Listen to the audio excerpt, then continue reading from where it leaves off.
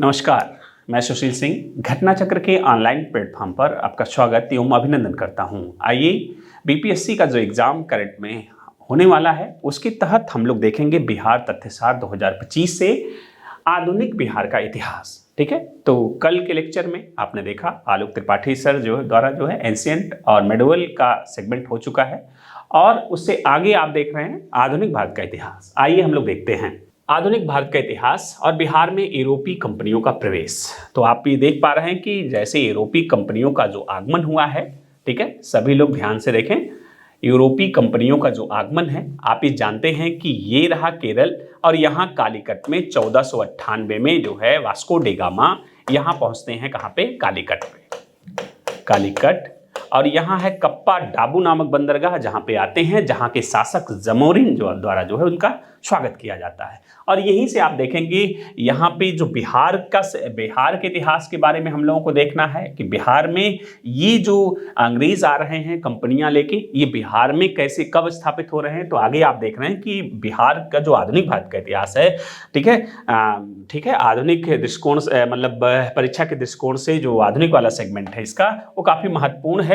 और आइए थोड़ा सा देख लिया जाए मेनली। हाँ, और यहाँ से कई बीपीएससी के परीक्षाओं के प्रश्न पूछे गए हैं। हाँ, ये देखिए पटना में डचों ने 1638 ईस्वी में, ठीक है, 1638 ईस्वी में जी 1638 ईस्वी में पटना आप देख पा रहे हैं कि अगर ये मैप आपको दिख रहा होगा तो पटना यहीं पे है और यहाँ 1638 ईस्वी में अपना व्यापारिक केंद्र खोल रहे हैं। कौन सी यूरोपीय शक्ति है? ये है डच, जो पटना में व्यापारिक कंपनी खोल रही है। और आप प्रॉपर तरीके से देखते हैं कि डच जो है, अगर इसे पश्चिमी और पूर्वी भारत में हम लोग बांट लें तो डच यहाँ पे 1605 में सबसे पहले आए थे मसूलीपट्टनम में, ठीक है, मसूलीपट्टनम,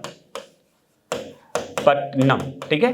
और मसूलीपट्टनम से बिहार तक की यात्रा में पहुंचते वक्त इन्हें 1638 में बिहार में पहली व्यापारिक कंपनी की स्थापना होती है, ठीक है। और आप देख रहे हैं कि डच सभी कंपनियां आती हैं, यहाँ से मसालों का व्यापार करती हैं। डच मसाले रोक के यहाँ से सूती वस्त्रों का व्यापार करते हैं भारत से, ठीक है। तो ये सब चीजें, और ये डच की जो कंपनी की विशेषता आप देखेंगे कि ये सहकारी, ठीक है, पद्धति पे आधारित है। ये सब भी आप लोग जानते रहिएगा। आगे हम लोग बढ़ते हैं। 38 में अपनी व्यापारिक कोठी की स्थापना किया, ठीक है, कि यद्यपि 1638 में अपना व्यापारिक केंद्र की स्थापना किया। यद्यपि बिहार लोक सेवा आयोग बीपीएससी 1632 ईस्वी, ठीक है, के विकल्प को सही मानता है, ठीक है। यहाँ पे आप देखिएगा कि कभी कभी सभी छात्रों से अनुरोध है कि आप देखिएगा कि ऐतिहासिक तथ्यों को लेके कई मतांतर रहते हैं, कई विद्वानों के अलग अलग फैक्ट होते हैं। आप मोटा मोटा ये समझिएगा कि अभी अभी हमने आपसे हिंट कर दिया कि जो डच आ रहे हैं वो पूर्वी भारत में आ रहे हैं 1605 में, और 1605 ईस्वी के ऊपर आप जा रहे हैं। बिहार सेगमेंट को हम लोगों को इतिहास में देखना है। और यहाँ मोटा मोटा 1638 या 32 मतलब 1630 के बाद जो है इसकी स्थापना, मतलब यहाँ पे डचों की स्थिति दिखाई दे रही, ठीक है। तो डच पटना में है, और कौन सी शक्ति पटना में पहुंच रही है? तो डच पहुंच रही है बिहार में, ठीक है। तो ये चीजें देखिएगा कि यूरोपीय कंपनियां जो भी आ रही हैं, चाहे आप पुर्तगाली, ठीक है, और डच आप देख सकते हैं, अंग्रेज देख सकते हैं, डेन, स्वीडिश, फ्रांसीसी, जो भी तमाम कंपनियां भारत में आई व्यापार करने के लिए, उसमें से डच पटना सेगमेंट में जा रहे हैं और जहां पे इन्होंने अपना व्यापारिक केंद्र खोला था, ठीक है। बीपीएससी 1632 लेके चल रही है, ठीक है। तो अपने हिसाब से इन चीजों को आप देखिएगा। आइए, पटना डिस्ट्रिक्ट गजेटियर के अनुसार जो है 1632 में ही पीटर मुंडी ने, ठीक है, पीटर मुंडी ने डच व्यापारिक कंपनियों को पटना में देखा था, ठीक है जी। किस विदेशी यात्री ने? पीटर मुंडी ने देखा था। तो ये जो बीपीएससी का 1632 के तथ्य की पुष्टि है वो पटना डिस्ट्रिक्ट गजेटियर के अनुसार भी, ठीक है, 1632 ही माना गया है। और विदेशी एक यात्री है पीटर मुंडी, जिसके द्वारा 1632 माना गया डचों की स्थापना। आइए और देख लेते हैं। लेकिन इसमें डच फैक्ट्री की स्थापना का विवरण नहीं दिया गया था, ठीक है। पीटर मुंडी ने देखने की बात की थी और इसकी स्थापना का विवरण इसने नहीं दिया था, ठीक है। चलिए आइए और देख लेते हैं इसके बारे में। हाँ, नहीं है, इग्नू के नोट्स, है ना जी, इग्नू के जो नोट्स हैं और अन्य जो प्रामाणिक पुस्तकों में पटना में डच फैक्ट्री की स्थापना 1638 दिया गया है, ठीक है।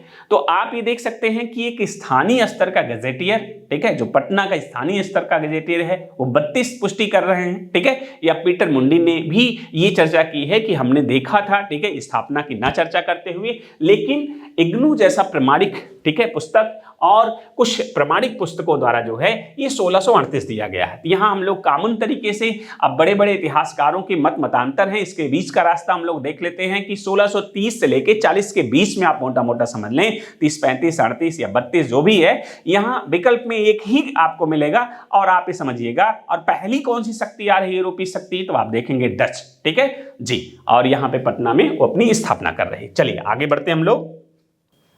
1760 आप देख रहे हैं कि 1760 के पहले प्लासी का युद्ध होता है। प्लासी के युद्ध से जो क्लाइव है, ठीक है, वो बंगाल का गवर्नर बनता है। अब बंगाल के जो शासक बनाए जा रहे हैं 1760 में, वो अपने सुविधा अनुसार मीर जाफर को जो है यहाँ ये, ठीक है, पहले 1757 में प्लासी के युद्ध के बाद आप देख रहे हैं मीर जाफर को शासक बनाता है। बाद में, ठीक है, जो दोहन करता है बंगाल का, ठीक है, ये क्लाइव, अब उससे इनसे खुश ना होकर 1760 में इनके स्थान पे किसे बनाता है, मीर कासिम को बंगाल का नवाब बनाता है। ये चीज ध्यान रखने योग्य है कि 60 में मीर कासिम को मीर जाफर की जगह बंगाल का नवाब बनाया जाता है, ठीक है। और आप देखेंगे 63 आते आते, क्योंकि लगभग एक ज्यादा से ज्यादा टैक्सेशन लादना, ज्यादा से ज्यादा उनसे लाभ अर्जित करना, ठीक है, तो इस लालच की दृष्टि को जो पूर्ण नहीं कर पा रहा नवाब, उसे हटा दिया जा रहा सुविधा अनुसार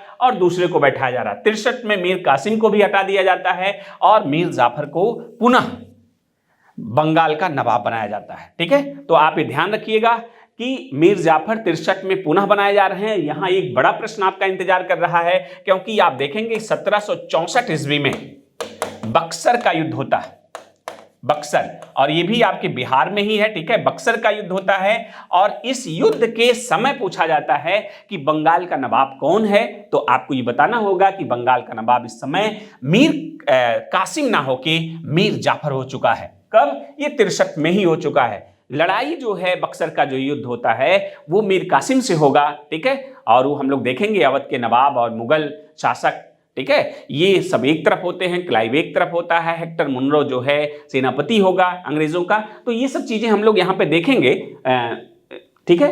बट मीर जाफर बंगाल का नवाब है। आगे बढ़ते हैं, ये गलती मत करिएगा, ध्यान रखिए इन चीजों को। हाँ, बंगाल का पुनः नवाब बनाया जाता है, ठीक है। अब जुलाई 1763 में मीर कासिम को थॉमस एडम्स, किसने? थॉमस एडम्स ने कटवा के युद्ध में पराजित किया।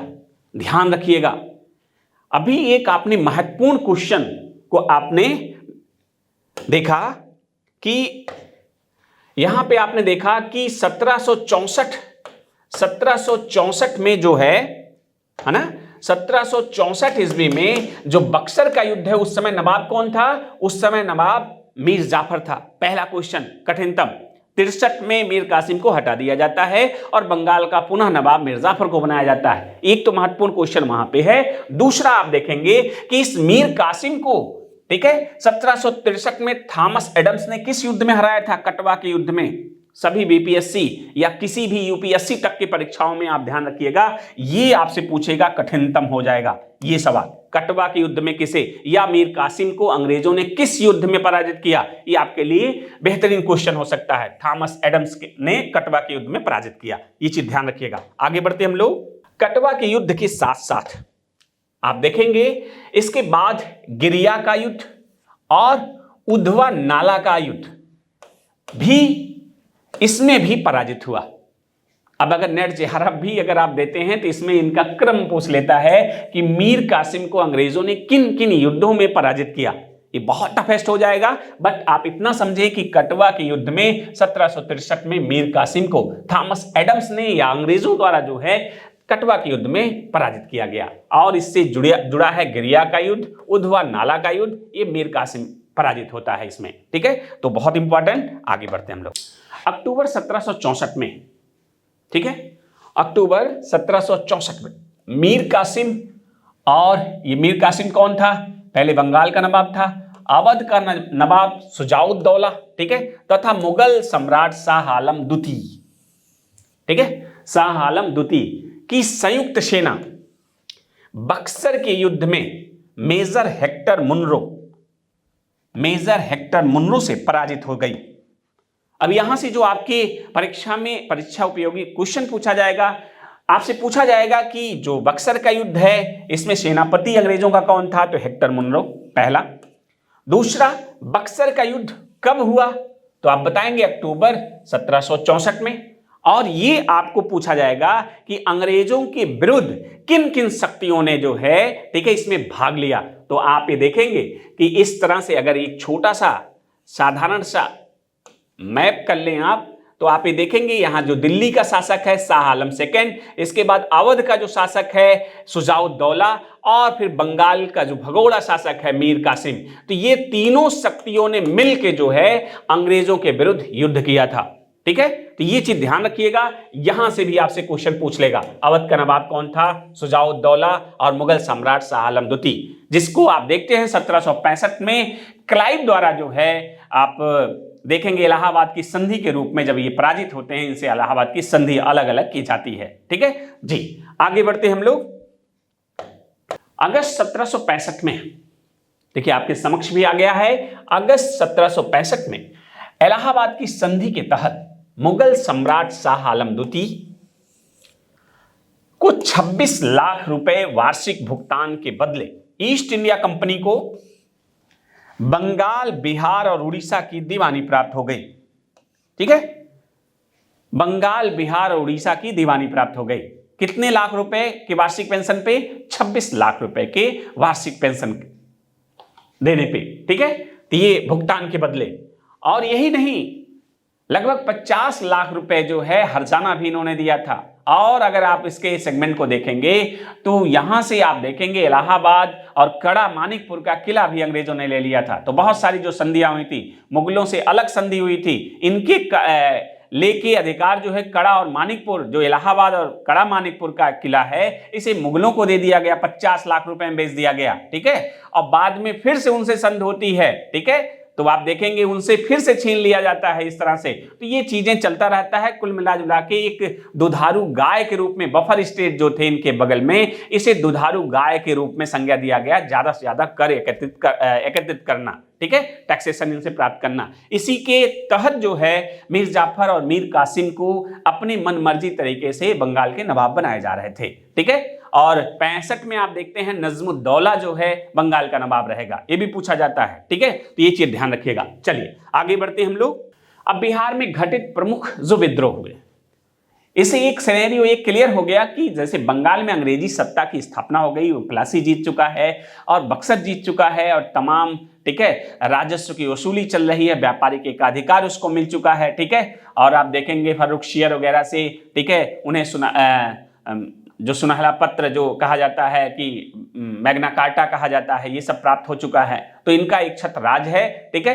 अब आगे ज्यादा से ज्यादा ये शोषण कर रहे हैं, बिहार, बंगाल, उत्तरी भारत का ये शोषण कर रहे हैं। इससे उपजेगा क्या, ठीक है, विद्रोह स्थानीय स्तर पर उपजेगा। और हम लोग बिहार से प्रमुख विद्रोहों को देखेंगे, ठीक है, और इसका प्रभाव तो भारत पे है पूरी तरीके से आप देखेंगे, बट हम बिहार में घटित प्रमुख विद्रोहों की चर्चा यहां पे करेंगे, ठीक है, बिहार स्पेशल के तहत। आइए, क्लाइव के काल में मुंगेर, आप देख रहे हैं बिहार में है जिला, तथा इलाहाबाद के सैनिकों ने विद्रोह किया था, ठीक है। क्लाइव के काल में मुंगेर और इलाहाबाद के सैनिकों ने विद्रोह किया था, जिसे श्वेत विद्रोह कहा गया, ठीक है। अब आपसे बहुत इंपॉर्टेंट क्वेश्चन है कि श्वेत विद्रोह किस गवर्नर के काल में हुआ, तो क्लाइव के काल में हुआ। कहां के सैनिकों ने जो है इसमें भाग लिया, या कहां के सैनिकों ने श्वेत विद्रोह को जन्म दिया, तो आप बिहार से हैं, बिहार का सेगमेंट हम लोग देख रहे हैं, तो मुंगेर ध्यान रखिएगा, ठीक है, कि मुंगेर के सैनिकों ने श्वेत विद्रोह में अपनी भूमिका निभाई, ठीक है। और साथ में इलाहाबाद के सैनिक भी, यूपी का सेगमेंट, इलाहाबाद के सैनिक भी श्वेत विद्रोह में भाग लिए थे। और ये बड़ा विद्रोह था, ठीक है। श्वेत विद्रोह किसके समय हुआ, क्लाइव के समय। चलिए आइए आगे बढ़ते हैं हम लोग। दूसरा आप देखेंगे यहां 1559 से 60 की स्थिति। अमूमन जो विद्रोह हैं, वैसे छोटे छोटे विद्रोह आपके बहुत सारी पुस्तकों में आपको छोटे छोटे विद्रोह बहुत संख्या मिल जाएंगी, लेकिन जो परीक्षा पिकअप करती है क्योंकि उसके आसपास कुछ बड़ी घटनाएं घटित हुई हों, ठीक है, तो आप ये देख पा रहे हैं कि 59-60 के पहले अगर आप देखेंगे 1857 का विद्रोह हो चुका है, 1857 की क्रांति हो चुकी है, ठीक है, और इसी के बाद जस्ट बाद 59-60 में नील विद्रोह की शुरुआत हो रही है। इसलिए आपसे इंपॉर्टेंट हो जाएगा, ठीक है, कि 1857 की क्रांति के बाद कौन से विद्रोह हुए थे, तो सीधे सीधे नील विद्रोह आपको दिख रहा है, ठीक है, ये चीज। आगे देखिए वहाबी आंदोलन, जो पटना से ही संबंधित है, बिहार से ही, प्रवर्तक हैं अब्दुल वहाब थे, ठीक है। भारत में इन्हें सैयद अहमद बरेलवी ने लोकप्रिय बनाया, ठीक है जी, बहुत अच्छा। वहाबी आंदोलन, अभी आप समझ लें कि वहाबी आंदोलन जो था मुख्यतः उस समय अंग्रेज आ चुके हैं, पाश्चात्य कल्चर भारत में, ठीक है, जड़ी जमाने लगी थी। तो इस्लाम जगत में आप देखेंगे कि जो पाश्चात्य प्रभाव आ गया था इस्लामिक जगत में, ठीक है, उनके कल्चर में, उसे दूर करने के लिए, अपने मुख्य धारा में लौटने के लिए वहाबियों द्वारा जो है अपने कह लीजिए कि परंपरागत विचारों को फॉलो कराने के लिए वहाबी आंदोलन शुरू हुआ था, ठीक है, कि पाश्चात्य कल्चर को बाहर किया जाए। ठीक, चलिए आगे देखते हैं। इसमें सैयद अहमद बरेलवी, यहां से आपका जो क्वेश्चन बनेगा कि वहाबी आंदोलन के प्रवर्तक कौन है, अब्दुल वहाब हैं। भारत में लोकप्रिय कौन बना रहा है, सैयद अहमद बरेलवी। कहां से शुरू हो रहा, पटना सेगमेंट से शुरू हो रहा, ठीक है। तो यहां से आप देखिएगा इन चीजों को, पटना, ये देखिए पटना के इस आंदोलन का महत्वपूर्ण केंद्र था। कहां से है ये, पटना से है जी, तो ये चीज ध्यान रखिएगा, ठीक, वहाबी आंदोलन। आगे हम लोग देखते हैं फराजी आंदोलन के मुख्य नेता हैं हाजी शरीयतुल्लाह। ये पटना इसका केंद्र था, ठीक है। फराजी आंदोलन का मुख्य नेता जो है हाजी शरीयतुल्लाह थे। ये पटना इनका मुख्य केंद्र था और इसका प्रभाव आप देखेंगे पटना बंगाल साइड तक इसका प्रभाव था, ठीक है। अब फराजी, आपसे पूछा जाएगा कि फराजी आंदोलन के नेता कौन है, तो आप बता दीजिएगा हाजी शरीयतुल्लाह। और इनकी अपनी, ठीक है, अंग्रेजों के विरुद्ध वही इन लोगों की जो कल्चरल पॉइंट ऑफ व्यू है, ठीक है, उसको लेके मतभेद था, टकराव था, जिसकी वजह से यह आंदोलन आपको दिख रहा है। इसका केंद्र भी है पटना में, ध्यान रखिएगा। चलिए, ब्रिटिश राज के दौरान बिहार के मुजफ्फरपुर जिले में स्थित कैदियों को पीतल का लोटा दिया जाता था, ठीक है जी। तो कैदियों को पीतल का लोटा दिया जाता था, ठीक है। किससे संबंधित है पीतल का लोटा वाला जो आंदोलन का विषय बना, फराजियों से संबंधित है, ये चीज ध्यान रखिएगा, ठीक है। अब में भी उनके अधिकारिता को लेके, ठीक है जी। परंतु 1856 ईस्वी में इसके स्थान पर मिट्टी के बर्तन दिए गए, जिससे लोटा विद्रोह ठीक है, भड़का। अब ये ध्यान रखिएगा भैया, लोटा विद्रोह भी भड़का था, ठीक है। और लोटा विद्रोह किससे संबंधित है, थोड़ा सा यहां से आप देख लें जी। मुजफ्फरपुर जिले, लोटा विद्रोह से कहां से संबंधित है, मुजफ्फरपुर जिले। और आप जानते हैं कि मुजफ्फरपुर लीचियों के लिए बहुत फेमस है, ठीक है, आप पहले से जानते हैं। यहां पे लोटा विद्रोह, पीतल का लोटा पहले दिया जाता था, बाद में मिट्टी का लोटा दिया गया। तो लोटा विद्रोह से कौन सा जिला संबंधित है, तो आप बताइएगा, मुजफ्फरपुर जिला जी। हाँ, आइए, हाजीपुर, तिरहुत, सारण और पूर्णिया में सोरे को इकट्ठा करने एवं तैयार करने का काम नोनिया करते थे, ठीक है। कंपनी राज होने के बाद सोरे की इजारेदारी अधिक थी, फलता नोनिया चोरी और गुप्त रूप से सोरे का व्यापार करने लगे, जिससे इससे जुड़े व्यापारियों को अंग्रेजी क्रूरता का शिकार होना पड़ा, जो 1770 और 1800 ईस्वी के बीच भड़के नोनिया विद्रोह का प्रमुख कारण था, ठीक है। तो एक बार आप देख लीजिए कि नोनिया विद्रोह जो है कहां हुआ, बिहार में हुआ। कारण क्या था कि इन नोनिया विद्रोह का जो कारण था वो था कि इजारेदारी व्यवस्था, जो ठेकेदारी व्यवस्था थी, उसका दर जो है अधिक था। इजारेदारी जो है अधिक थी, दर अधिक होने की वजह से नोनिया क्या करते थे, चोरी करने लगे, ठीक है, और सोरे का व्यापार करने लगे, ठीक है। तो इसकी वजह से टकराहट हुई ठीक है, ब्रिटिशर से, और बाद में ये नोनिया विद्रोह का शक्ल ले लेता है, ठीक जी।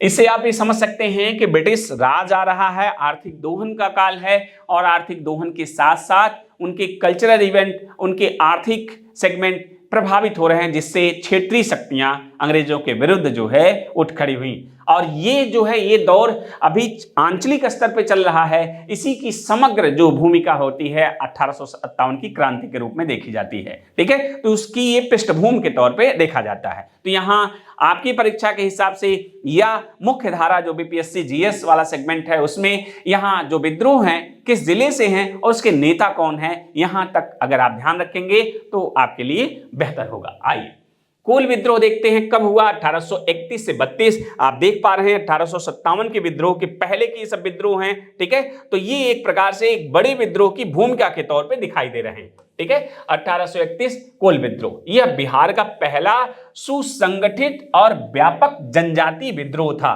तो बिहार का पहला सुसंगठित विद्रोह कौन है? कोल विद्रोह। पहला क्वेश्चन कब हो रहा है? 1831-32 के तौर पे। ठीक है जी। इस विद्रोह में से केवल हजारीबाग का क्षेत्र ही अछूता रहा था। अगर यह भी पूछा जा सकता है कि इतना बड़ा व्यापक रूप से जो है विद्रोह था तो कौन सा बिहार का जिला इससे अछूता रहा, तो आप बताइएगा हजारीबाग का क्षेत्र, हजारीबाग का क्षेत्र। ठीक है जी। इस विद्रोह का तात्कालिक कारण बना सिंगराई मानकी के अधिकारों को छीनकर, सिंगराई मानकी के अधिकारों को छीनकर सिखों को दिया जाना। ठीक है, और उनकी बहनों पर किया गया अत्याचार है। ठीक है, कोल विद्रोह जो उनका जो है अपना ये सिंगराई मानकी के अधिकार थे उसे छीन के सिखों को दे देना और उनकी बहन बेटियों के साथ जो है ठीक है अत्याचार किया जाना, ये कोल विद्रोह का प्रमुख कारण के रूप में देखा जाता है जी। किए गए इस प्रकार के कुकृत्यों के कारण सिंगराई मानकी एवं मानकी एवं सुरगा मुंडा ने अन्य आदिवासियों के साथ मिलकर विद्रोह का बिगुल बजा दिया। अब देख रहे हैं दीकू जो विदेशी थे, जो अत्याचारी थे अंग्रेजों के, इन्होंने दीकू कहा। ठीक है, तो दीकुओं के द्वारा किए गए इस प्रकार के कुकृत्यों के खिलाफ सिंगराई मानकी और सुरगा मुंडा ने अन्य आदिवासियों के साथ मिलकर इस विद्रोह को अंजाम दिया। ठीक है जी।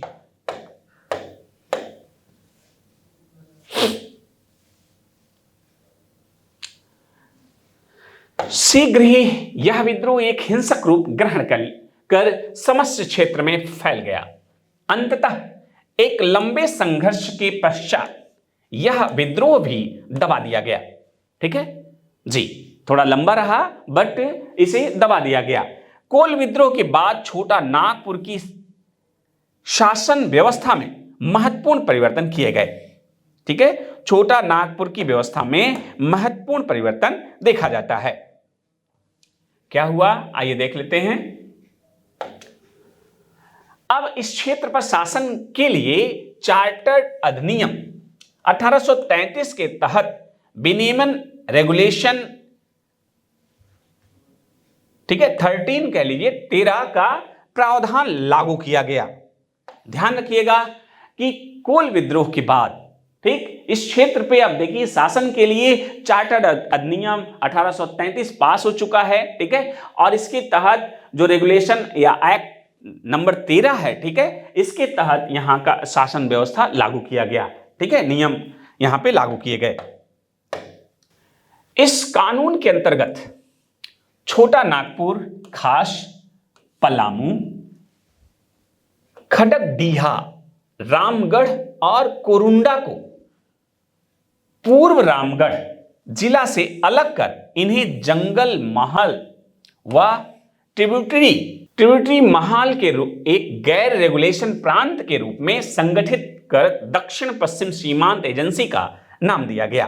ठीक है जी। हाँ, अभी देखिए किन किन क्षेत्र जो नियम लागू हुए नए, तो छोटापुर नागपुर खास जो है पलामू डिस्ट्रिक्ट और खड़गडीहा, रामगढ़ और कोरुंडा को पूर्व रामगढ़ जिला से अलग कर इन्हें जंगल महल व ट्रिब्यूटरी महल, ठीक है, जंगल महल या ट्रिब्यूटरी महल के रूप में जाना गया।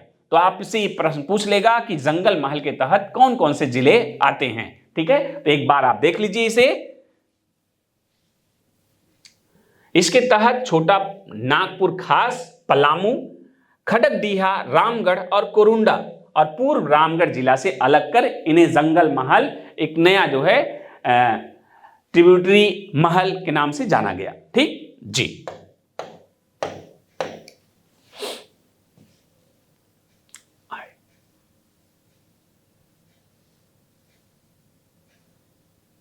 इस प्रशासनिक क्षेत्र पर शासन की जो जिम्मेदारी थी, शासन की जिम्मेदारी गवर्नर जनरल के प्रतिनिधि को सौंपी गई एवं इस पद पर प्रतिनियुक्त प्रथम प्रतिनिधि कैप्टन थॉमस विल्किंसन थे। ध्यान रखिएगा, जंगल महल जो बना है या ट्रिब्यूटरी महल बना है, उस पर प्रशासन जो प्रथम प्रतिनिधि नियुक्त हुआ वो कैप्टन थॉमस विल्किंसन थे। ध्यान रखिएगा, ये प्रश्न पूछा जा सकता है। ये वही विल्किंसन थे जिन्होंने कोल विद्रोह के दमन में अग्रणी भूमिका निभाई थी और आगे जनसाधारण में किशुन साहब के नाम से प्रसिद्ध हुए। तो आपसे पूछा जाएगा कि किशुन साहब के नाम से कौन प्रसिद्ध हुआ? ये है चार्ल्स विल्किंसन। ठीक है, और इन्हें पहला जो है प्रतिनिधि नियुक्त किया गया। ठीक है, और यही जो है कोल विद्रोह को दमन करने में अग्रणी भूमिका निभाए थे। ठीक है, ये चीज आप ध्यान रखिएगा। चलिए आगे बढ़ते हैं हम लोग।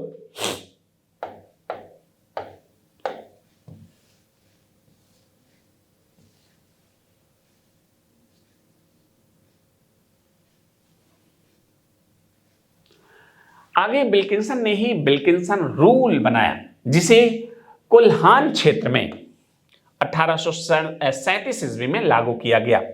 ठीक है, तो विल्किंसन रूल किसने बनाया? चार्ल्स विल्किंसन ने। ठीक है, कब? 1837 में। कहां लागू किया गया? कोल्हान क्षेत्र में। पूछा जाता है, ध्यान रखिएगा। चलिए आगे देखते हैं। संथाल विद्रोह, आइए देखते हैं। इस विद्रोह के मुख्य कारण थे जमींदारों द्वारा लगान की अत्यधिक वसूली। ठीक है, जमींदारों द्वारा लगान की अत्यधिक वसूली और महाजनों द्वारा संथालों का शोषण और पुलिस व न्यायालय का पक्षपातपूर्ण व्यवहार। ठीक है, पुलिस न्यायालय का पक्षपातपूर्ण व्यवहार तथा सरकार द्वारा भागलपुर से वर्धमान के बीच रेल बिछाने के कार्य में संथालों से बेगारी करवाना।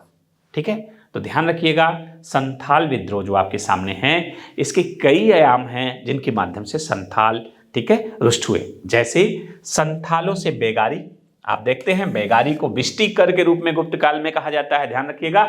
दूसरा आप देख रहे हैं इनका जो शोषण हो रहा है किसके द्वारा? पुलिस और न्यायालय जो है इनके साथ भेदभावपूर्ण व्यवहार कर रही है। ठीक है, इसके पहले आप देख रहे हैं जो महाजनी व्यवस्था है, ठीक है, सूदखोरी जिसे कहा जाता है, इनके चंगुल में फंस चुके हैं संथाल। और इसके इन विद्रोह के मुख्य कारण थे जमींदारों द्वारा लगान की अत्यधिक वसूली। ठीक है, ज्यादा से ज्यादा लगान और महाजनों के चंगुल में या सूदखोरी के चंगुल में फंस जाना। ठीक है, और ऊपर से पुलिस और न्यायालय भी इनके जो है पक्ष में, ठीक है, नहीं था। ठीक है, इन्हीं लोगों के पक्ष में जमींदारों और महाजनों के साथ खड़ा हुआ था। ऊपर से इनसे बेगारी कर के रूप में भी जो रेलवे पटरी बिछाई जा रही थी, जिसकी वजह से एक असंतोष उपजा। ठीक है, चलिए आगे बढ़ते हैं। इस विद्रोह के प्रमुख उद्देश्य थे दीकुओं को भगाना, ठीक है, विदेशी शासन का अंत करना तथा अबुआ राज मतलब अपना राज अर्थात अपना शासन स्थापित करना। ठीक है, तो ये पूछा जा सकता है किस आंदोलन का उद्देश्य था, अबुआ राज या अपना शासन स्थापित करना। ठीक है, तो ये चीज आप देख सकते हैं। और आगे आप पढ़ेंगे स्वशासन की बात किसने, दयानंद सरस्वती ने किया था। ठीक है, अपना स्वराज, स्वशासन क्या, स्वराज की बात किया था। ठीक है, और आप देखेंगे स्वराज शब्द जो है पहली बार कांग्रेस के मंच से 1906 में दादा भाई नौरोजी की अध्यक्षता में, ठीक है, रखा जाता है। और आप आगे देखेंगे 1921 में अहमदाबाद कांग्रेस अधिवेशन में हसरत मोहानी साहब ने पूर्ण स्वराज की बात की थी, लेकिन नहीं माना गया। और 1929 के लाहौर कांग्रेस का जो अधिवेशन होता है, जवाहरलाल नेहरू अध्यक्षता करते हैं, वहां पे पूर्ण स्वराज की मांग पारित होती है कांग्रेस के मन से। ठीक है, लेकिन आदिवासी मंच से आप देखेंगे अपना याबुआ राज या अपना शासन स्थापित करना उद्देश्य हो किसका है, तो आप देख सकते हैं कि ये संथाल विद्रोह। जून 1855 में भोगनाडीह साहिबगंज में संथाल प्रतिनिधियों ने एकत्रित होकर विद्रोह का निर्णय लिया।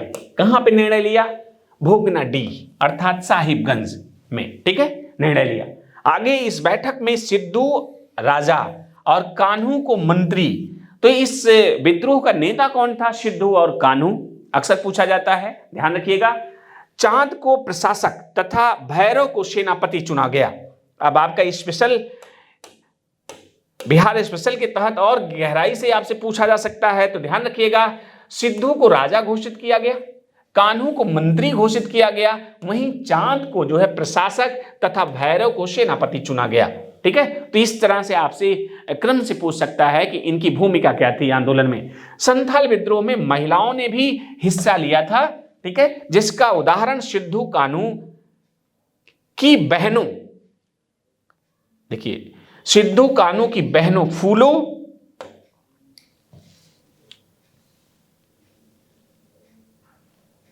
और झानों के रूप में मिलता है। बहुत बड़ी बात। ठीक है, महिला सशक्तिकरण से ध्यान रखिएगा कि यही संथाल विद्रोह आपके समक्ष दिख रहा है, जिसमें सिद्धू कान्हू की बहन भी इसमें भाग ले रही हैं, फूलू और झानू। पूछा जाएगा कि महिलाएं भाग ले रही हैं, फूलू और कान्हू, ये किस आंदोलन में भाग ली थी? तो ये आप देखिएगा। ठीक है, ये सिद्धू कान्हू संथाल विद्रोह में। ठीक, ये चीज ध्यान रखिएगा। चलिए आगे चलते हैं हम लोग। और इस विद्रोह का प्रसार भागलपुर से राजमहल तक हो गया था। बरहैत विद्रोहियों का मुख्य केंद्र था। कौन? बरहैत। और इसका क्षेत्र क्या था? भागलपुर और राजमहल तक। भागलपुर आप देख पा रहे हैं, बंगाल और बिहार से सटे हुए बॉर्डर हैं। भागलपुर से राजमहल की पहाड़ी जो है, राजमहल तक जो है इसका क्षेत्र है। और विद्रोहियों का जो केंद्र क्या है? बरहैत है। ठीक है, तो ये सब पॉइंट को आप ध्यान रखिएगा। दामन एक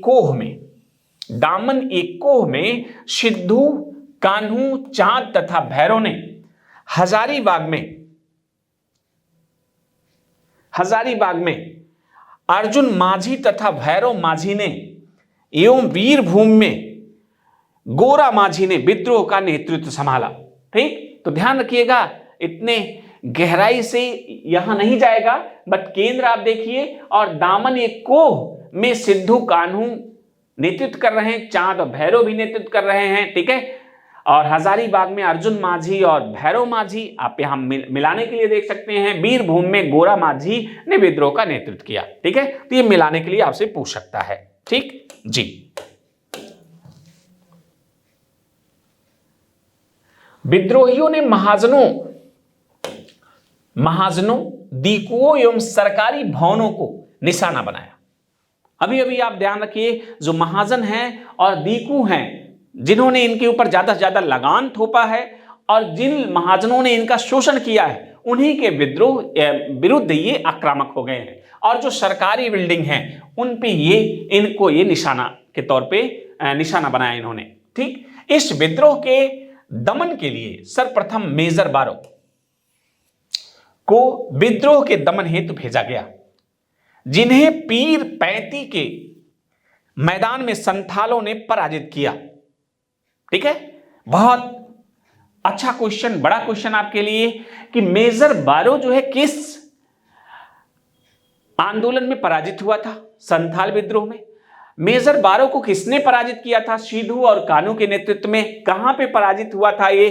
पीर पैंती के पास। किस आंदोलन में मेजर बारो पराजित हुआ था? संथाल आंदोलन। ठीक है, या कौन सा आंदोलन है जिसमें अंग्रेजी टुकड़े को पराजित कर दिया था? ये बड़ी बात है कि एक क्षेत्रीय आंदोलन अंग्रेजी सेना को पराजित कर रही है, वो संथाल हैं। और किसके नेतृत्व में थी? मेजर बारो के नेतृत्व। ठीक है, ये चीज ध्यान रखिएगा, बहुत इंपॉर्टेंट है। ठीक है, संथालों ने पराजित किया। इस विद्रोह के दमन का मुख्य श्रेय कैप्टन अलेक्जेंडर रीड को दिया जाता है। इस विद्रोह के दमन का मुख्य श्रेय किसे जाता है? कैप्टन अलेक्जेंडर रीड को जाता है, ठीक है, दिया जाता है। और इस कार्य में उन्हें लेफ्टिनेंट थॉमसन ने सहयोग प्रदान किया था।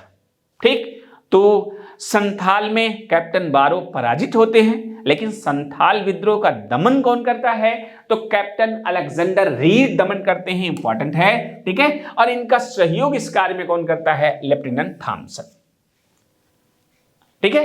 कठिन क्वेश्चन अगर बनाया तो ये बना सकता है कि संथाल विद्रोह से संबंधित, ठीक है, अंग्रेज सेनापति कौन कौन है? मेजर बारो हैं, ठीक है, कैप्टन अलेक्जेंडर रीड हैं तथा लेफ्टिनेंट थॉमसन है, ठीक है। ये चीज इनमें कौन नहीं है, इस तरह के क्वेश्चन पूछ सकता है। या आपके यहां पूछता है कि एक से अधिक, ठीक है, तो इस स्थिति में इस चीज को आप देखिएगा, वन लाइनर में कैप्टन थॉमस और मेजर बारो को खूब ध्यान से रखिएगा, ठीक है, और इसके नेतृत्व करता।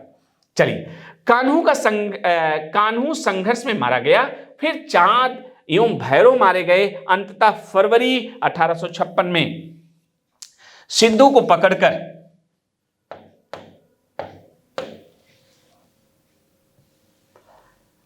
बरहत में फांसी दे दी गई। बरहत में फांसी दे दी गई। और बरहत में आप देख रहे हैं कि इस संथाल विद्रोह का केंद्र था बरहत, जहां पे सिद्धू को फांसी दी गई। इस विद्रोह के पश्चात 1858 ईस्वी में ईस्ट इंडिया कंपनी ने अपनी प्रशासनिक व्यवस्था में बड़े पैमाने पर परिवर्तन एवं सुधार किए। एलिस एडम्स की रिपोर्ट के आधार पर 1855 के अधिनियम 37 के अंतर्गत दामन-ए-कोह का नाम, ठीक है, दामन-ए-कोह का नाम संथाल परगना कर दिया गया, ठीक है, जिसमें दुमका, देवघर, गोड्डा एवं राजमहल 4 जिले थे। तो संथाल परगना में कौन कौन से जिले शामिल हैं या इनमें कौन नहीं है, इसका ध्यान रखिएगा। इसमें कौन से जिले हैं? दुमका है, देवघर है, गोड्डा है और राजमहल। ये 4 जिले जो है संथाल परगना के तहत आते हैं, ठीक है। आगे देखिए, साथ ही 1860 ईस्वी में संथाल परगना काश्तकारी अधिनियम पारित कर संथालों के अधिकार पुनः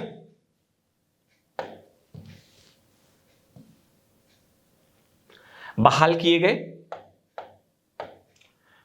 गए। संथाल परगना क्षेत्र में शासन के लिए एक कमिश्नर की नियुक्ति की गई, ठीक है। भागलपुर के कमिश्नर जॉर्ज यूल की सहायता से एक नया पुलिस कानून, जिसे यूल नियम, ठीक है, 1856 कहते हैं, लाया गया। इसके अंतर्गत पारंपरिक ग्राम प्रधान व्यवस्था को लागू कर आम सहमति के आधार पर ग्राम प्रधान को पुलिस शक्तियां दी गई, ठीक है, ग्राम प्रधान को पुलिस शक्तियां दी गई, ठीक है। संथाल विद्रोह के महत्व को दर्शाते हुए कार्ल मार्क्स किस विद्रोह पर टिप्पणी कर रहा है? आपके लिए इंपॉर्टेंट, ने इसे भारत की प्रथम जन क्रांति माना है। बहुत बड़ा कमेंट, कार्ल मार्क्स द्वारा ये भारत की प्रथम जन क्रांति है। कौन सा विद्रोह? संथाल विद्रोह। नेता सिद्धू और कान्हू, ठीक है। और किस अंग्रेजी टुकड़ी को इन्होंने हराया संथालों ने? मेजर बारो, कैप्टन मेजर बारो, ठीक है। तो ये चीज, और रीड ने जो है आप देखेंगे इसका दमन करते हैं, कैप्टन रीड, ठीक है। तो ये चीज आप ध्यान रखिएगा। आगे देखते हैं, जो ब्रिटिश शासन को तो नहीं उखाड़ पाया, किंतु सफा होर आंदोलन को जन्म देने का कारण अवश्य बन गया, ठीक है। तो सफा होर आंदोलन को जन्म देने का कारण बन गया, ठीक है। मतलब इस आंदोलन ने, संथाल, इस विद्रोह ने अपने आगे की भूमिका, ठीक है, इसके परिणत के रूप में सफा होर आंदोलन, ठीक है, शुरू हुआ। ध्यान रखिएगा, संथालों के विद्रोह का दमन तक आप देख रहे हैं। कार्ल मार्क्स इसे क्या कह रहे हैं? प्रथम जन क्रांति माना, ठीक है, किसने? कार्ल मार्क्स ने। और इसी के आधार पे सफा होर आंदोलन का जन्म होने का कारण बताया, ठीक है। एक बहुत बड़ी भूमिका है सफा होर आंदोलन को जन्म देने में। चलिए, वर्तमान में झारखंड सरकार संथाल विद्रोह के सम्मान में 30 जून को हूल दिवस के रूप में मनाती है, वर्तमान में झारखंड सरकार संथाल विद्रोह के सम्मान में 30 जून को, ध्यान रखिएगा, हूल दिवस किससे संबंधित है? तो संथाल विद्रोह से संबंधित है। कब मनाया जा रहा है? 30 जून को मनाया जा रहा है झारखंड में। ठीक है, ये चीज आपसे पूछा जाएगा। ठीक है, बहुत इंपॉर्टेंट। आइए हम लोग देखते हैं मुंडा विद्रोह।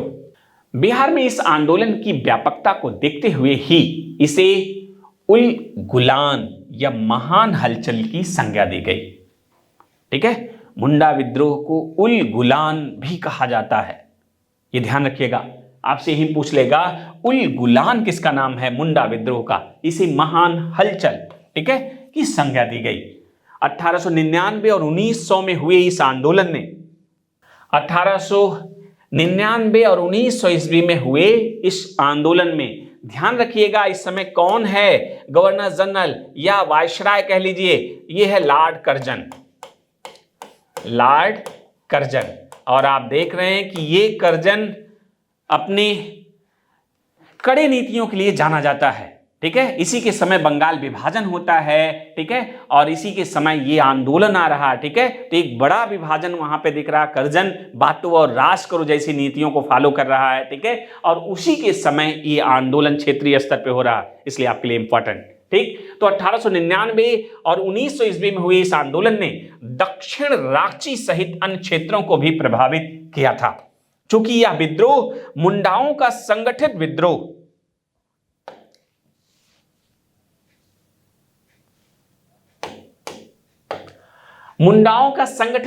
था, अतः इसे मुंडा विद्रोह कहा जाता है। ठीक है, मुंडा विद्रोह कहा जाता है। यह विद्रोह सामूहिक भू स्वामित्व व्यवस्था का, ठीक है, यह विद्रोह सामूहिक भू स्वामित्व व्यवस्था का, जमींदारी भू स्वामित्व व्यवस्था की प्रकृति में परिवर्तन के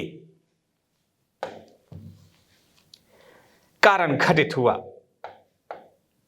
ठीक है, कारण घटित हुआ। जैसे जो भूमि थी उस पे मुंडा जनजातियों की, ठीक है, स्वामित्व था, पूरी तरीके से सामूहिक स्वामित्व था। ठीक, जैसे आप देखते हैं कि ऋग्वैदिक काल में, ठीक है, कि सामूहिक स्वामित्व उस पे राजा का है, इस तरह से। तो आप ये देख रहे हैं कि यहाँ पे जो नई जमींदारी व्यवस्था आ रही है, जिससे उनके अधिकार छिन जाना, ठीक है, जिसके खिलाफ ब्रिटिशर्स के खिलाफ इनको रोष हुआ और ये विद्रोह शुरू हो रहा है। ठीक, तो इसका मामला हो गया, इसकी प्रकृति और परिवर्तन के कारण यह घटित हुआ। चलिए आगे बढ़ते हैं। चरमोत्कर्ष बिरसा के धार्मिक राजनीतिक आंदोलन के रूप में हुआ। बिरसा मुंडा का जन्म जो है 15 नवंबर 1875 को रांची, वर्तमान खूंटी जिले में उलिहातू गांव में हुआ था। ठीक है, तो बिरसा मुंडा का जो जन्म है, जो इसके नेता हैं, नायक हैं, उनका जन्म कहां पे है? रांची, वर्तमान खूंटी जिले के उलिहातू गांव में हुआ था। ध्यान रखिएगा, कब हुआ था बिरसा मुंडा का जन्म? 15 नवंबर 1875 को। ठीक, तो ये चीज ध्यान रखिएगा। और बिरसा मुंडा के धार्मिक गुरु का जो नाम है आनंद पांडे है। ठीक है, बड़े नेता हैं, इनके गुरु हैं आनंद पांडे, ये ध्यान रखिएगा, जो एक वैष्णव धर्मावलंबी थे। ठीक है, वैष्णव धर्माचार्य थे।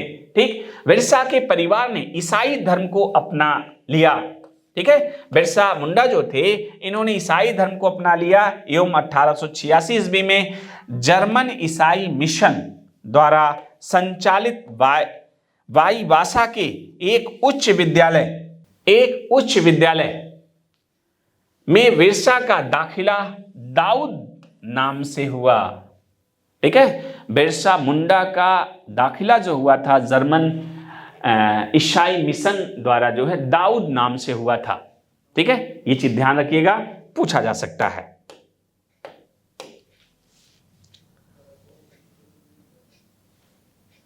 आगे देखते हैं। आगे बिरसा ने ईसाई धर्म को त्याग दिया एवं आनंद पांडे के संपर्क में आए, जहां इन्होंने वैष्णव धर्म को जाना। और फिर बिरसा ने मुंडा, वैष्णव और ईसाई धर्म के दर्शनों का मिला जुला एक धर्म चलाया, जिसे लोगों ने बिरसा धर्म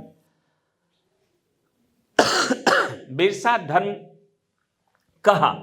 इनके अनुयायी बिरसाइत कहे गए। ठीक है, इन्होंने एक नया धर्म चलाया, बिरसा धर्म। इन्होंने लोगों को साफ सुथरा रहने, ठीक है, साफ सुथरा रहने, नशाबंदी, सामाजिक कुरीतियों एवं अंधविश्वासों को त्यागने और सबसे बढ़कर एकेश्वरवाद की दिशा की ओर उन्मुक्त होने के लिए प्रेरित किया। केवल सिंगा बोगा की पूजा करने पर बल दिया। ठीक है, जो सिंगा बोगा आदिवासियों के, ठीक है, पूज्य देवता थे, ठीक है, जो उनके स्वास्थ्य समृद्धि, ठीक है, के लिए माने जाते थे और इसीलिए सिंगा बोगा की पूजा पे उन्होंने बल दिया। 1895 ईस्वी में बिरसा को राजद्रोह के आरोप में गिरफ्तार कर लिया गया और हजारीबाग केंद्रीय कारागार में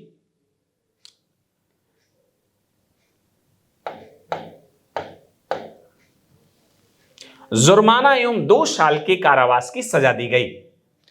परंतु 2 वर्ष के बाद 30 नवंबर 1897 के दिन बिरसा को रांची जेल से छोड़ दिया गया। रिहा होने के बाद बिरसा ने अपनी गतिविधियों को तेज कर दिया और मुंडाओं को हथियारबंद 24 दिसंबर 1899 करजन का समय है। इस समय करजन है वायसराय को उल गुलान की आग सिंहभूम के चक्रधरपुर और रांची के खूंटी, करी, तोरपा, तमाड़, बसिया क्षेत्रों में भड़क उठी। ठीक है, ये स्रोत है life and movements of Birsa Munda.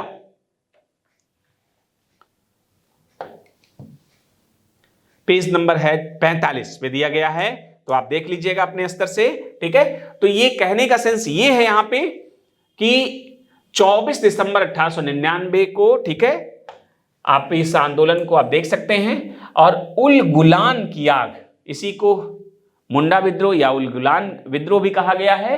और ये कब घटित हो रहा है? 24 दिसंबर 1899 को। ठीक, किन किन क्षेत्रों में इसका प्रभाव है? सिंहभूम के चक्रधरपुर, रांची के खूंटी, करी, तोरपा, तमाड़, बसिया क्षेत्रों में भड़क उठी। ठीक है, तो मैच कराने के लिए आता है, ध्यान रखिएगा। विद्रोहियों ने ईसाइयों की भीड़ और गिरजाघरों पर हमला कर दिया। ठीक है, विद्रोहियों ने ईसाइयों की भीड़ और गिरजाघरों पर हमला कर दिया। प्रारंभ में निशाने पर सभी ईसाई धर्मावलंबी थे, परंतु बाद में निर्दोषियों की हत्या से बचने के उद्देश्य से केवल अंग्रेज अफसरों के खिलाफ सरकार ने इस विद्रोह का कड़ाई से दमन किया। 9 जनवरी 1900 डुम्बारी से कुछ दूर सैल रैका पहाड़ी पर विद्रोहियों एवं अंग्रेजों में लड़ाई हुई, जिसमें कमिश्नर फारवेस एवं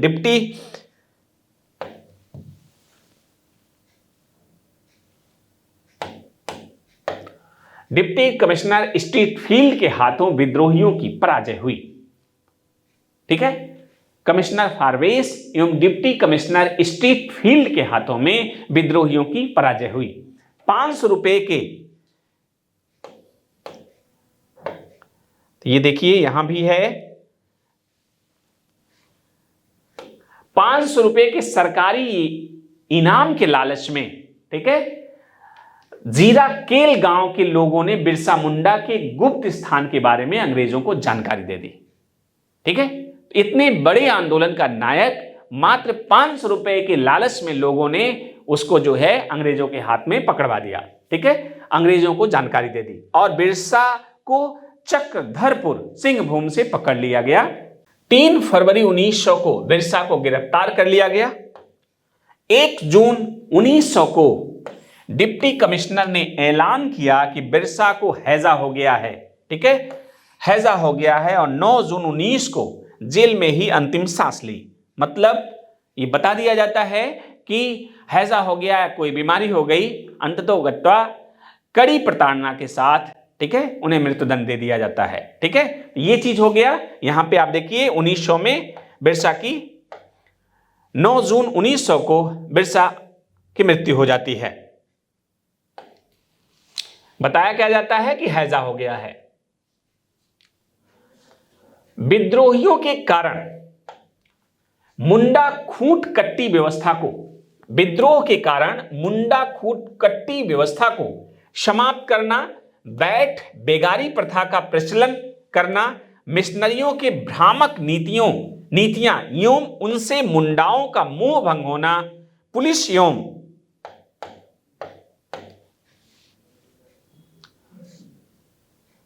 एवं कानून व्यवस्था से निराशा तत्कालीन कारण के रूप में आप देखेंगे 1894 ईस्वी का छोटा नागपुर का वन सुरक्षा अधिनियम था। विद्रोह के मुख्य उद्देश्य स्वतंत्र मुंडा राज्य की स्थापना करना, दीकुओं से अपनी भूमि वापस प्राप्त करना, उन्हें अपने क्षेत्र से निकालना, ठीक है, दीकुओं को अपने क्षेत्र से बाहर करना, ये इनका उद्देश्य था, तथा ईसाई धर्म का विरोध करना। विद्रोह के महत्वपूर्ण परिणाम थे वर्ष 1902 में गुमला एवं वर्ष 1903 में खूंटी को अनुमंडल के रूप में स्थापित किया जाना। अब वर्ष 1908 के छोटा नागपुर काश्तकारी अधिनियम पारित कर खूंट कट्टी अधिकारों को पुनर्स्थापित करना। ठीक है, ये इनका उद्देश्य था। ठीक जी, आइए आगे देखते हैं। बधुआ मजदूरी पर प्रतिबंध एवं भू राजस्व की दरें निर्धारित करना, ये सब उसके उद्देश्य के साथ निहित था। ताना भगत आंदोलन, ये भी एक महत्वपूर्ण आंदोलनों में से है। आइए देखते हैं ताना भगत आंदोलन।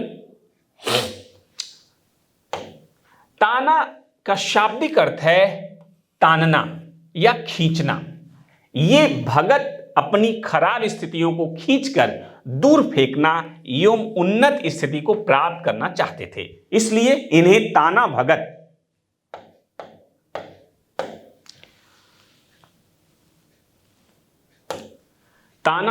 एवं इनके आंदोलन को ताना भगत आंदोलन कहा गया। यह आंदोलन अपने शुरुआती चरणों में कुरुख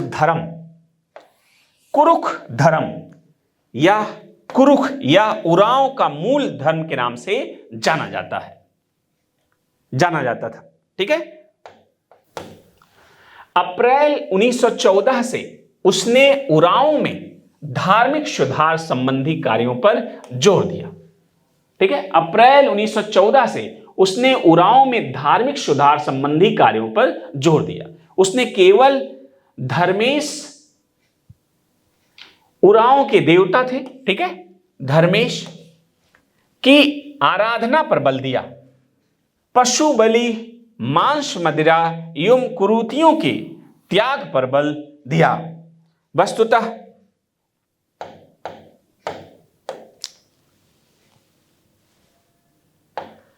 वस्तुतः जतरा भगत के नेतृत्व में ऐलान हुआ कि मालगुजारी नहीं देंगे, बेगारी नहीं करेंगे और कर नहीं देंगे। उसने दीकुओं के यहां मजदूरी न करने का अभियान चलाया, जिस कारण उसे वर्ष 1916 में कारागार में डाल दिया गया। प्रायः आदिवासियों द्वारा जतरा भगत को बिरसा मुंडा का ही एक रूप, ठीक है, आदिवासियों द्वारा जतरा भगत को बिरसा मुंडा का ही एक रूप माना जाता है और उसे जर्मन कैसर बाबा की भी कहा गया। जतरा भगत को ध्यान रखिएगा, जर्मन कैसर बाबा भी कहा गया। ठीक है जी, अब बिरसा मुंडा का एक रूप के तौर पे माना जाता है। आगे ताना भगत जो है आंदोलन को देवमनिया भगत, शिव भगत, बलराम भगत, भीखू भगत ने नेतृत्व प्रदान किया। ये भी आप ध्यान रखिएगा, ये लोग ताना भगत आंदोलन से जुड़े हुए नेता हैं। उन्होंने पलामू के राजा के समक्ष 4 सूत्री मांगे प्रस्तुत की। उन्हें स्वशासन प्रदान किया जाए, राजपद समाप्त किया जाए, समानता स्थापित की जाए और भू राजस्व समाप्त किया जाए, ये इनकी मांगे थी। तथा पलामू के राजा ने उपयुक्त मांगों को ठुकरा दिया, लेकिन फिर भी ये मांगे जनजातीय आंदोलन में आए बदलावों को दर्शाती हैं। दिसंबर 1919 को तुरिया भगत एवं जीतू भगत ने चौकीदारी टैक्स एवं जमींदारों को मालगुजारी नहीं देने का आंदोलन चलाया, परंतु समय बीतने के साथ ताना भगत आंदोलन छीड़ पड़ने लगा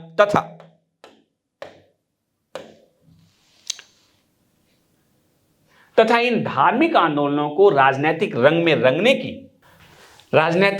रंगने की आवश्यकता महसूस की जाने लगी। इसी समय ताना भक्तों ने गांधी जी के बारे में सुना और ये समझने लगे कि गांधी जी के रूप में जतरा भगत का पुनर्जन्म हुआ है। ठीक है, तो आपसे पूछा जाएगा कि कौन सा आदिवासी आंदोलन था जिसमें गांधी जी, ठीक है जी, गांधी जी की चर्चा हो रही है यहां पे जी, तो ध्यान रखिएगा।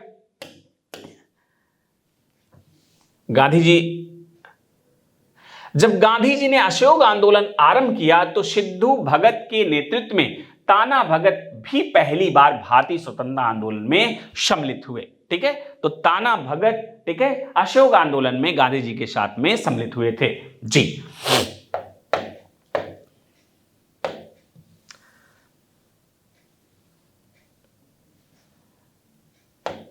ताना भक्तों ने शराब की दुकानों पर धरना देकर, सत्याग्रह प्रदर्शनों में भाग लेकर स्वतंत्रता आंदोलनों में सक्रियता का परिचय दिया। उन्होंने गांधी जी से प्रभावित होकर चरखा एवं खादी वस्त्रों को भी अपनाया। ठीक है, तो किस क्षेत्रीय आंदोलन के नेता ने गांधी जी से प्रभावित होकर चरखा, सूती वस्त्र खादी वस्त्रों को अपनाया? तो आप ध्यान रखिएगा, ताना भगत जी हैं। और कौन असहयोग आंदोलन में भाग लेता है? ताना भगत जी हैं। ठीक है, तो ये चीज ध्यान रखिएगा।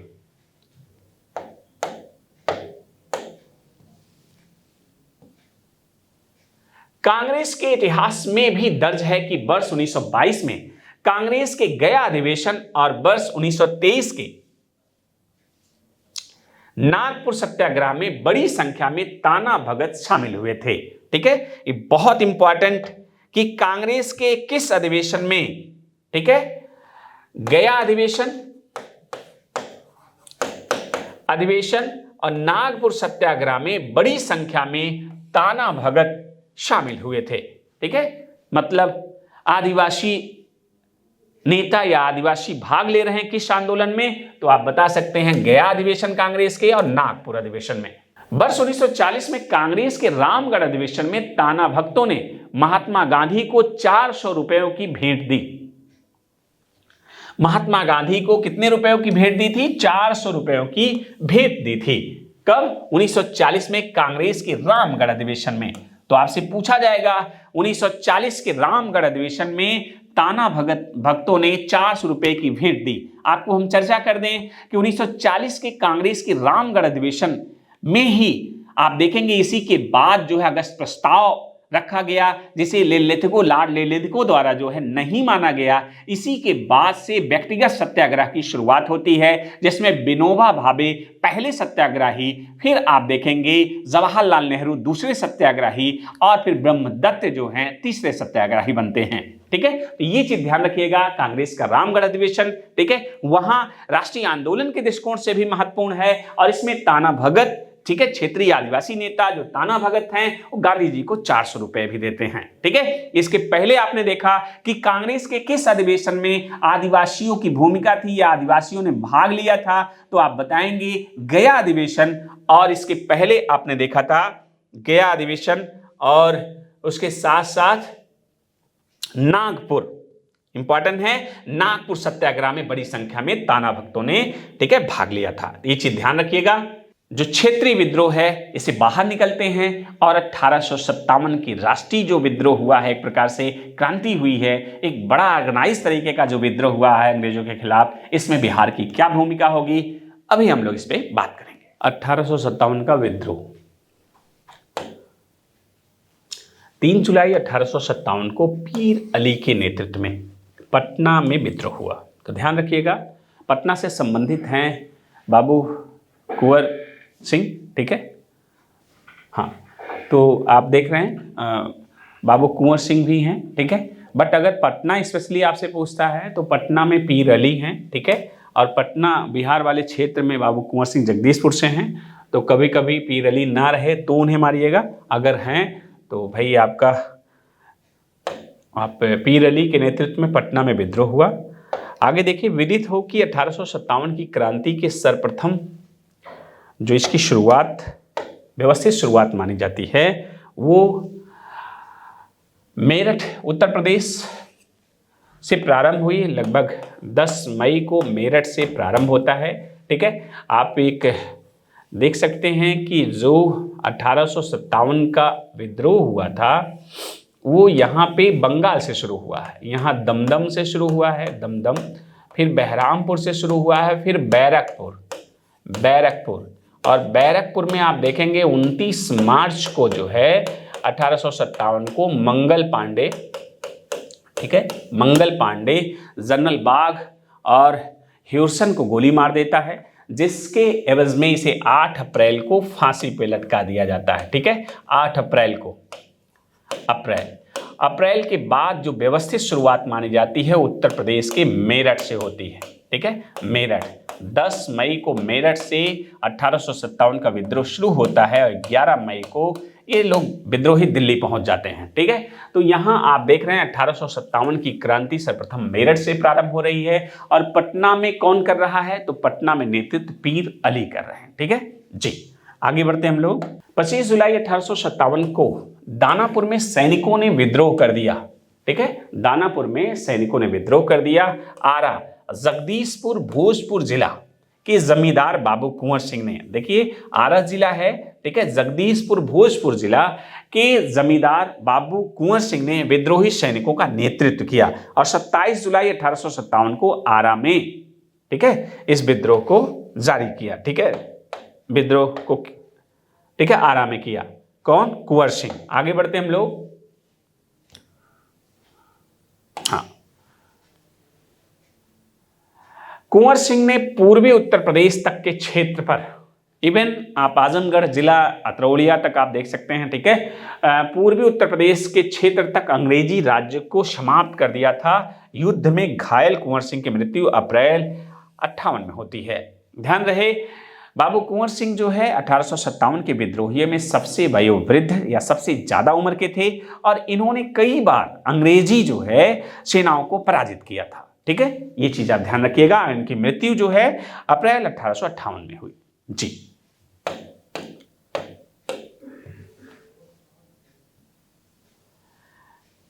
इसके बाद इनके भाई अमर सिंह ने विद्रोहियों का नेतृत्व किया। 1857 के विद्रोह में एक नेता कुंवर सिंह जगदीशपुर से संबंधित थे। ठीक है, जगदीशपुर से संबंधित थे। ठीक, चलिए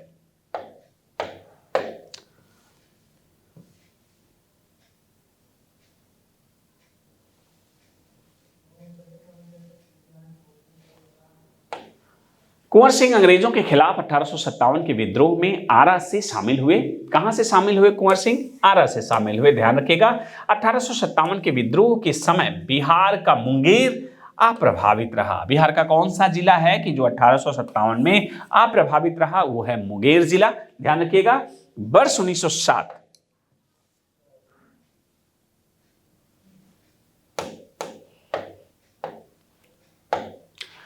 वर्ष 1907 में बिहार टाइम्स के संपादक महेश नारायण की मृत्यु के पश्चात पृथक बिहार के लिए आंदोलन का नेतृत्व सच्चिदानंद सिन्हा ने किया।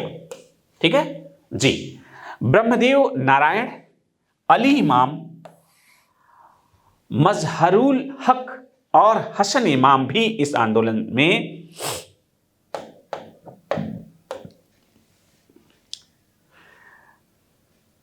डॉक्टर सिन्हा के साथ हो गए। चंपारण सत्याग्रह और इसी के साथ आप राष्ट्रीय आंदोलन में एंट्री कर रहे हैं। ठीक है जी, आइए देखते हैं।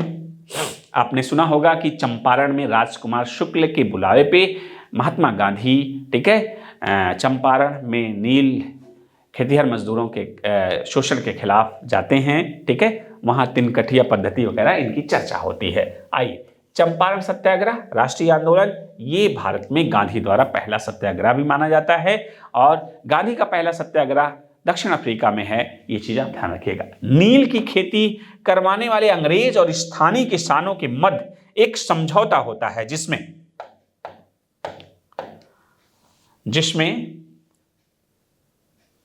किसानों को अपनी भूमि के 3/20वें भाग पर नील की खेती 3/20वें भाग पर नील की खेती करनी थी। इसे 3 कठिया पद्धति में कितना एरिया आता है? 3/20वां भाग कहते हैं। कृत्रिम रंगों के विकास के बाद नील का व्यापार लाभदायी नहीं रहा।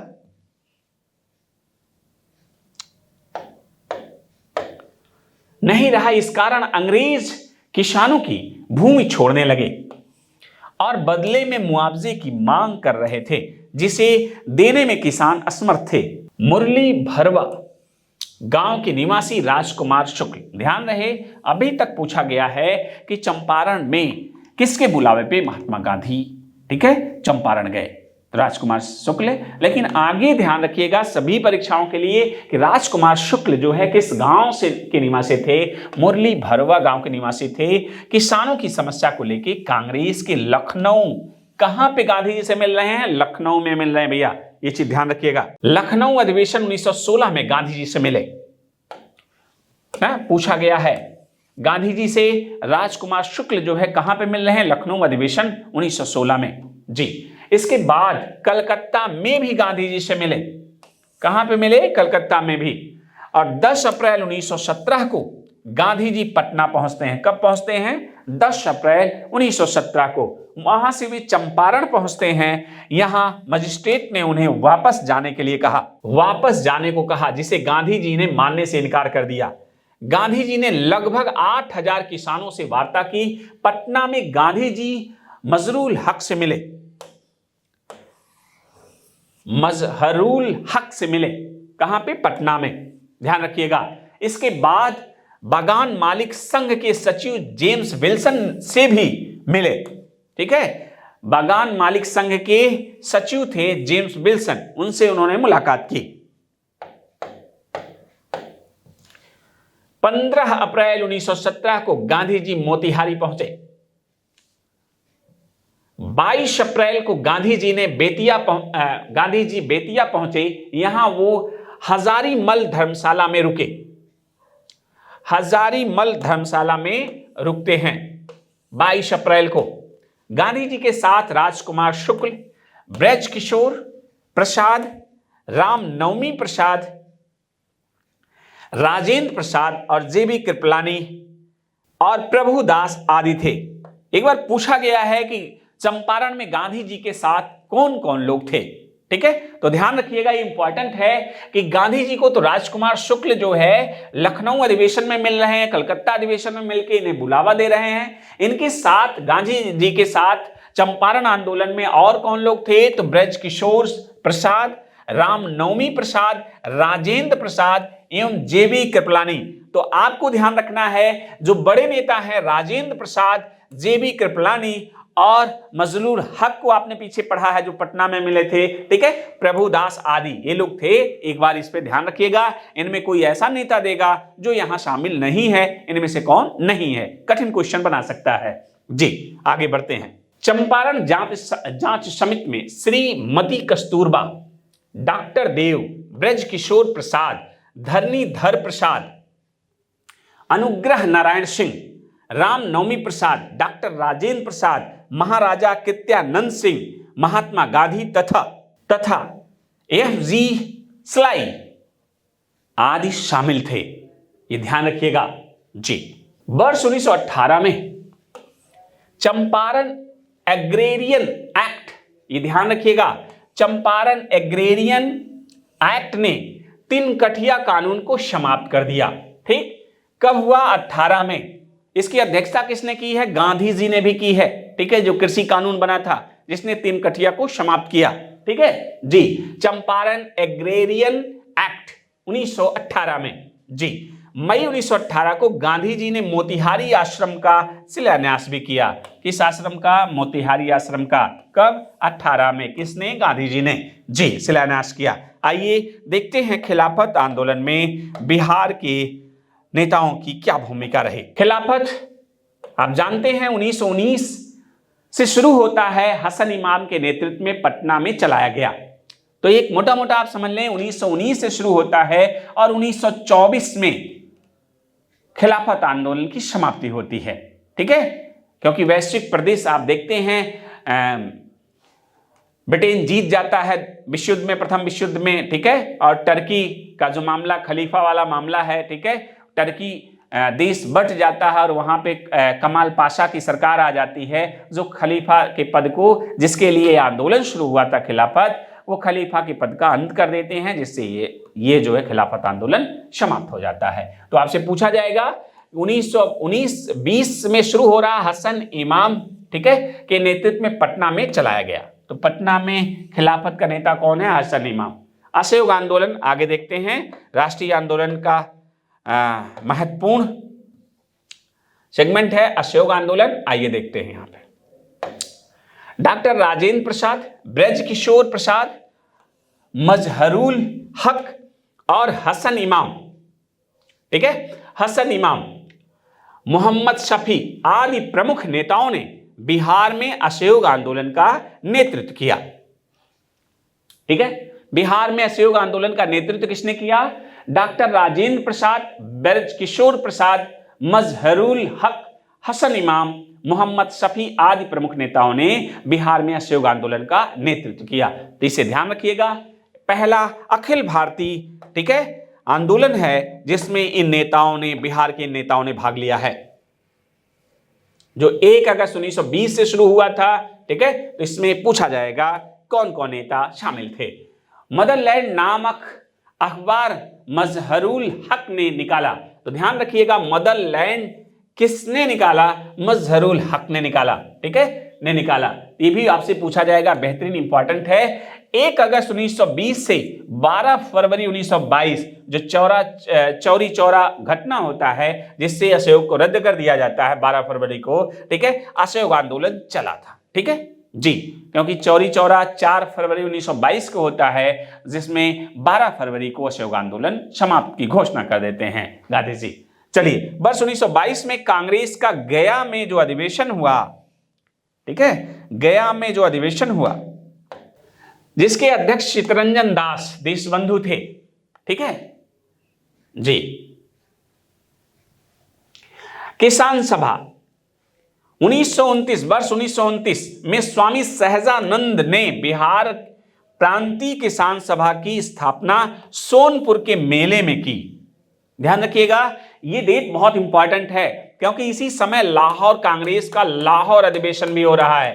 ठीक है, लाहौर अधिवेशन, जिसमें पूर्ण स्वराज की मांग पहली बार और स्वतंत्रता दिवस मनाए जाने का निर्णय लिया जाना, ठीक है, नेहरू रिपोर्ट को खारिज करना और सविनय अवज्ञा आंदोलन की जो है पृष्ठभूमि तय करना, ठीक है, इसी आंदोलन की देन है। लाहौर अधिवेशन में ये सब तय होता है। ठीक है, ये चीज ध्यान रखिएगा। और इसी 1929 में स्वामी सहजानंद ने बिहार प्रांतीय किसान सभा की स्थापना कहां पे की? सोनपुर का मेला काफी फेमस है, उसी मेले में बिहार प्रांतीय किसान सभा की स्थापना 1929 में स्वामी सहजानंद द्वारा किया गया। स्वामी सहजानंद अध्यक्ष और श्री कृष्ण सिंह सचिव बने इसके। ये ध्यान रखिएगा, जो बिहार प्रांतीय किसान सभा की स्थापना हुई थी 1929 में, इसके अध्यक्ष कौन बने? स्वामी सहजानंद, और श्री कृष्ण सिंह जो है इसके सचिव बने। ठीक है, इसके सचिव श्री कृष्ण बने। ठीक जी।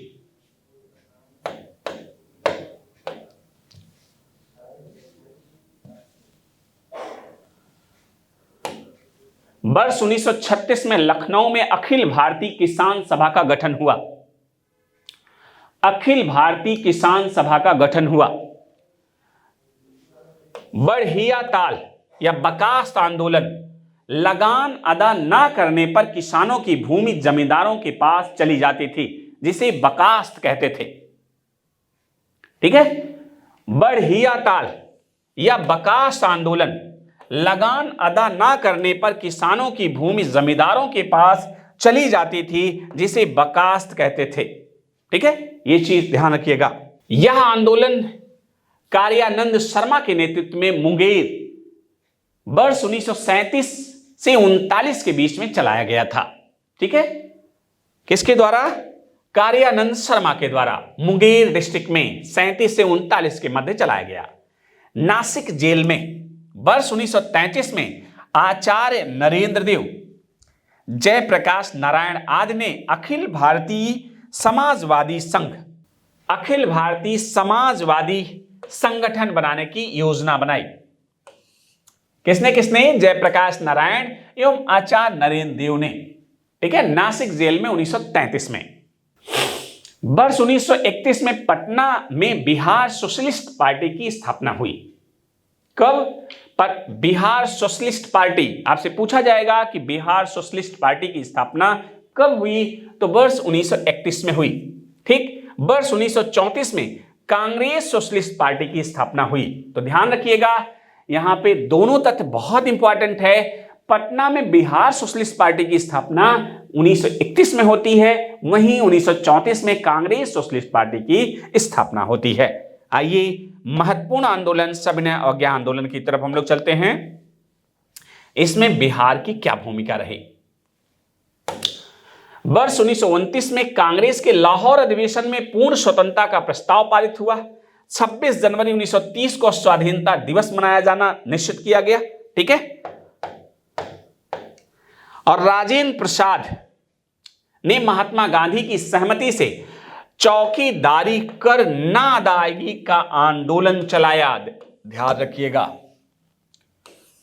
किसने चलाया चौकीदारी कर ना अदायगी का आंदोलन? राजेंद्र प्रसाद के नेतृत्व में। कहां? बिहार में। आप देख रहे हैं किसके निर्देशन में, किससे असहमति प्राप्त करके? तो आप देख रहे हैं महात्मा गांधी द्वारा अनुमति लेके। ठीक, तो चौकीदारी कर राजेंद्र प्रसाद द्वारा महात्मा गांधी के सहमति से चलाया गया। बिपिन बिहारी वर्मा के नेतृत्व में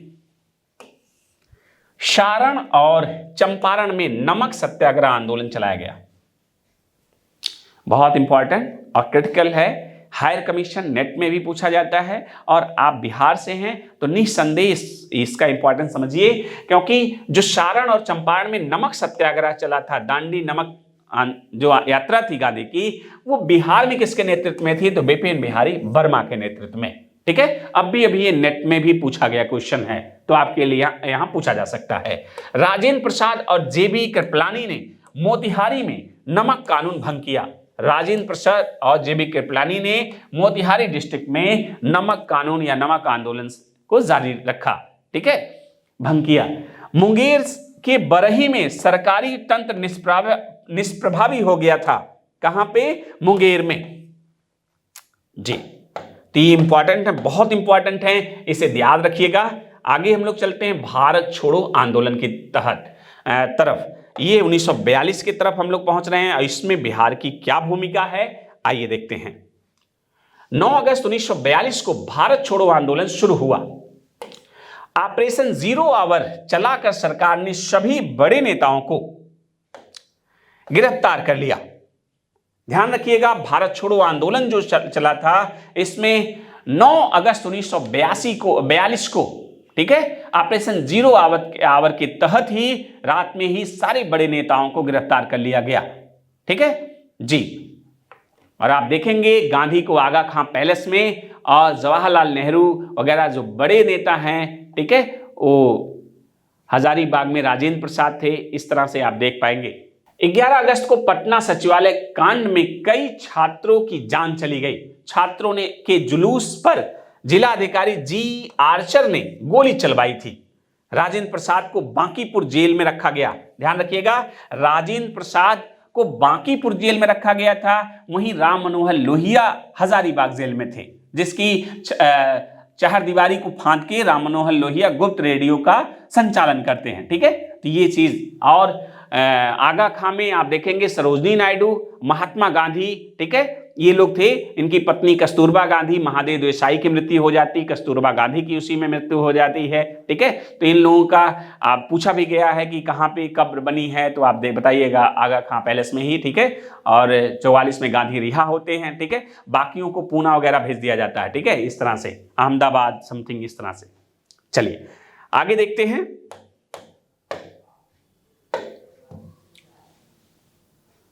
हाँ, राजेंद्र प्रसाद को बांकीपुर जेल में रखा गया। कहां पे, यह भी पूछा जाता है। बांकीपुर में कौन नेता था? राजेंद्र प्रसाद। आजाद दस्ते का गठन जयप्रकाश नारायण ने किया। बहुत इंपॉर्टेंट कि भारत छोड़ो के तहत आजाद दस्ते का नेतृत्व किसने किया या गठन किसने किया? जयप्रकाश नारायण ने। ठीक है। स्वतंत्रता प्राप्ति, स्वतंत्रता प्राप्ति 9 दिसंबर 1946 को, ठीक है, संविधान सभा के अस्थायी अध्यक्ष के रूप में डॉक्टर सच्चिदानंद सिन्हा, ये पहले अस्थायी अध्यक्ष हैं। स्थायी अध्यक्ष डॉक्टर राजेंद्र प्रसाद होते हैं। ठीक है। 11 दिसंबर 1946 को डॉक्टर राजेंद्र प्रसाद अध्यक्ष चुने जाते हैं, स्थायी अध्यक्ष हो जाते हैं। ठीक है, संविधान सभा के। हाँ, आगे देखते हैं। 2 जनवरी 1946 को श्री कृष्ण सिंह ने, ठीक है, श्री कृष्ण सिंह के नेतृत्व में बिहार में प्रांतीय सरकार का गठन होता है। कब? 2 जनवरी 1946 को। किसके नेतृत्व में? श्री कृष्ण सिंह के नेतृत्व में। 26 जनवरी 1950 को संविधान लागू होता है। 26 जनवरी 1950 को हुआ और बिहार भारत संघ के एक राज्य के रूप में इसमें शामिल हुआ। ठीक है, 26 जनवरी 1950 को। तो यहीं तक था। बहुत बहुत धन्यवाद।